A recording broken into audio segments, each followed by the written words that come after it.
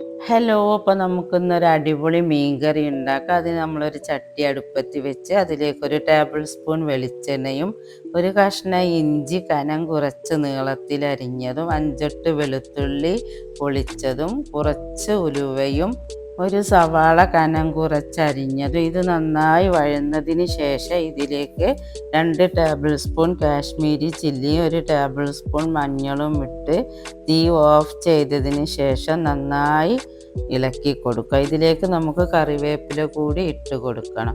കരിയാതെ നോക്കണം. അതിന് ശേഷം 4 നല്ല പഴുത്ത തക്കാളി ജ്യൂസ് അടിച്ചിട്ട് നമുക്ക് ഇതിലേക്ക് ഒഴിച്ചു കൊടുക്കണം. ഇത് നന്നായി മൂടി വെച്ച് തക്കാളിയുടെ പച്ചച്ചുവ മാറുന്നത് വരെ വറ്റിച്ചെടുക്കണം.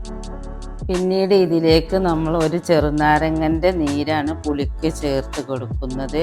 ഇത് ചേർത്താൽ നമുക്ക് നല്ലൊരു ടേസ്റ്റാണ്. ഇത് പൊറോട്ടയിലേക്കും എല്ലാറ്റിലേക്കും നല്ല കോമ്പിനേഷനാണ്. ഞാൻ നെയ്മീൻ വെച്ചിട്ടാണ് കറി ഉണ്ടാക്കുന്നത്.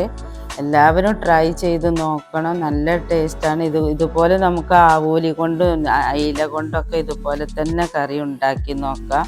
എല്ലാവരും ട്രൈ ചെയ്ത് നോക്കണം. പിന്നെ കുറച്ച് വെളിച്ചെണ്ണ ഒഴിച്ചിട്ട് നമുക്ക് കുറച്ച് ചെറിയ ഉള്ളി നന്നായിട്ട് മൂപ്പിച്ച് കറിവേപ്പിലയും ഇട്ട് മൂപ്പിച്ച് തീ കുറച്ച് കാശ്മീരി ചില്ലി ആ എണ്ണയിലേക്കിട്ട് നമ്മുടെ മുളകറിയിലേക്ക് ഒഴിച്ച് കൊടുക്കുക. സവാള വഴറ്റുമ്പോൾ തന്നെ ഉപ്പ് ചേർത്ത് കൊടുക്കണം. വീഡിയോ ഇഷ്ടപ്പെട്ടാൽ ലൈക്ക് ചെയ്യാനും ഷെയർ ചെയ്യാനും സബ്സ്ക്രൈബ് ചെയ്യാനും ഒന്നും മറക്കരുത്. ഇനി മറ്റൊരു അടിപൊളി വീഡിയോയുമായി വീണ്ടും കാണാം.